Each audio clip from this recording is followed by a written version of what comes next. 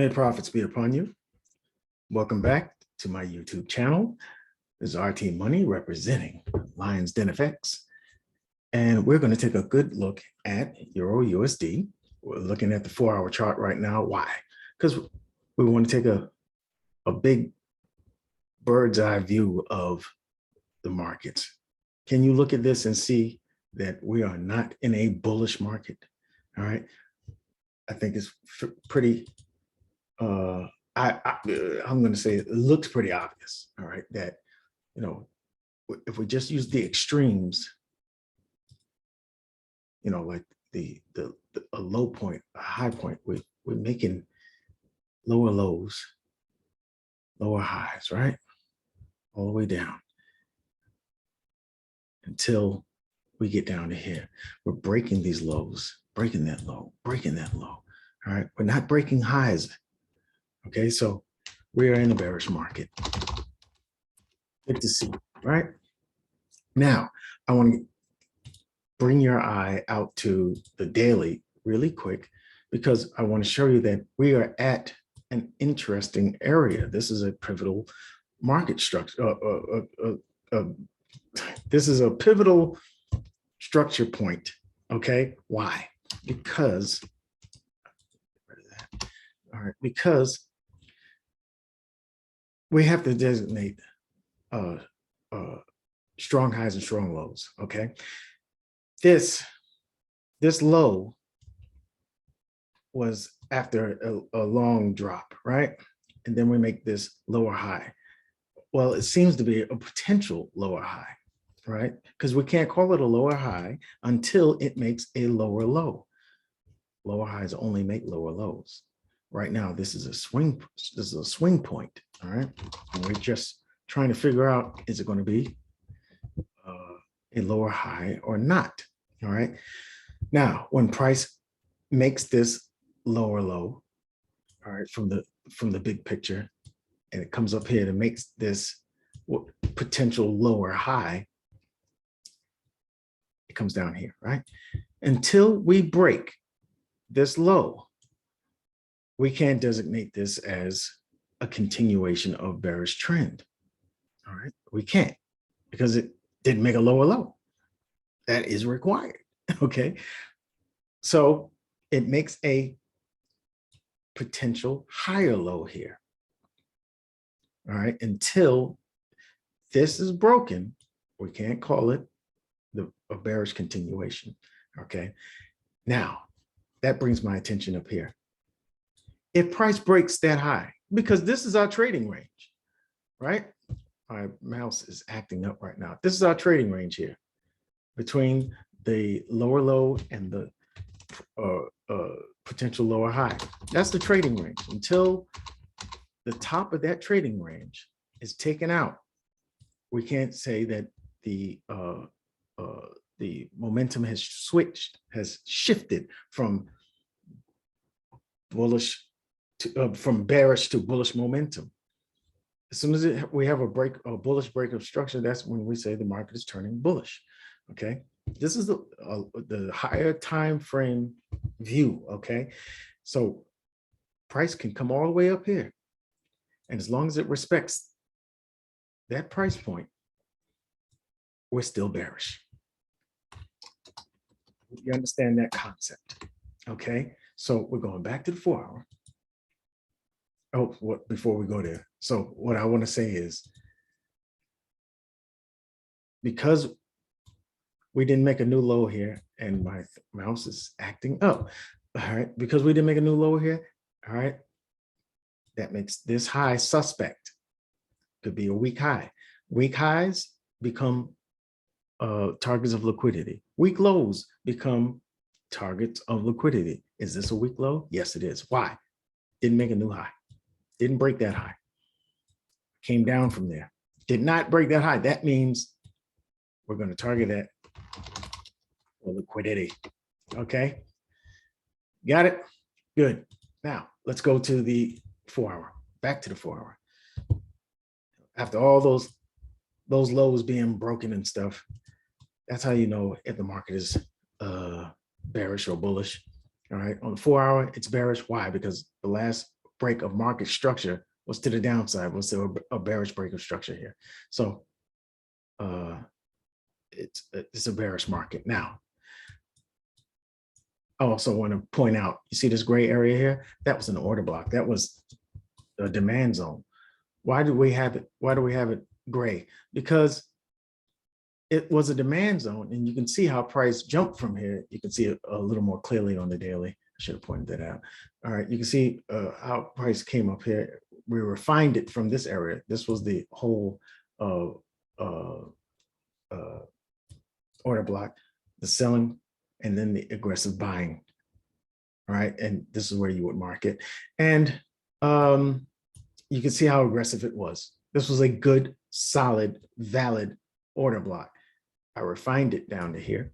All right, come back over here, and you can see price ran through it. If you're running through demand zones, it's telling you price intends to go lower, that the momentum is strong to the downside. That's it. All right, that gives you a confluence, all right, that you can add on. All right, so here we are on the 4-hour, and you can see how price bottomed out here and pulled back. We have a corrective structure after a bearish impulse. We have a bullish correction, right? And then price drops from here. Now, where are we going? That is the question, right? I believe this is going to continue bearish. I believe this is going to, excuse me, I used the wrong one. I believe this is going to be our lower high. It's a potential lower high right now, all right? And where is our trading range? Our trading range is from, let me highlight, use the highlighter here, from here, from this lower high, down to this lower low, then up to that lower high, that potential lower high, and I believe this will lead to a break of this low. And what do I like to do? I like to measure with a Fibonacci retracement tool. I like to measure from the top of the trading range to the bottom of it here. Stretch it out because I want to measure that correction. Why? Because I want to see if we caught our discount price, because everything above 50%, the 50% mark, this is equilibrium in the trading range. This is up here is your premium prices, down here is your discount prices, all right? And price came up from passing through equilibrium into the premium prices. And this is where you want to catch your short. This is where you want to catch your short, all right, from premium down to discount, all right? And you want to make sure it comes past the 50% mark. And that's exactly what it did. It came up to the golden ratio, almost to the pip, all right? Came back for some liquidity here. And we found the this high, and then we're dropping. Now, I believe this continues to drop. Now, I also want you to examine price here, all right? What did it make here? It made a bearish order block. Let's mark that off first. Made it bearish. We have supply, right? We have a supply zone, all right? Why is it a legitimate supply zone? Because you can see the buying started, and then we had a very aggressive bearish sell-off, right?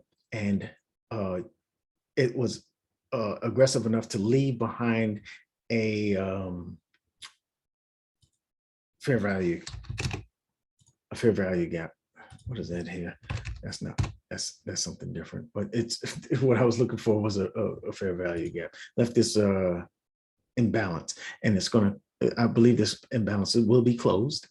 All right, I believe price will pull into the fair value gap and quite possibly to the order block before continuing to drop. And what is it going to drop to? You see that dollar sign there? That's liquidity. You can see the targets a little clearer on the daily chart right here. All right, price seeks liquidity, right? We have the low-hanging fruit here, and price has already created what is pretty relative equal lows. And I believe this is going to be at a magnet for price. We've already demonstrated by breaking this demand zone here, that price is demonstrating that it wants to go lower. All right, now let's go back to the 4 hour. I want you to be careful of something. This is my parting advice. All right, we have FOMC. All right, we have FOMC.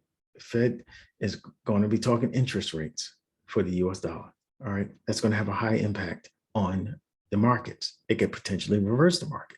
All right, what you want to see is two things, either of two things. One, if you see up until Wednesday, price start dropping immediately down, then you know then there's a good chance price is going to go to this liquidity zone, just snatch it, and then shoot up. Okay, be careful of that. In the lead up to the FOMC, if price starts to come down, you can bet your bottom dollar there'll be buys to be taken once it gets down here. All right. The other side of that is the continuation. We have this impulse. I'm looking for a correction and another impulse to the downside. All right. As the US dollar gains strength due to inflation rates, due to the war, due to people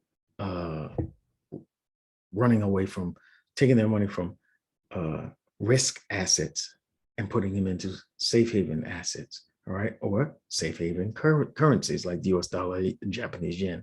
Okay, so those are the things to keep in mind. I hope you got something out of this. Make sure you check us out for updates on the free Telegram for Lions Den FX. All right, and make sure you leave a like and subscribe to my channel so you can make sure you get the latest and the greatest. All right, from yours truly. I will see you in the next video. Have a pleasant rest of your weekend.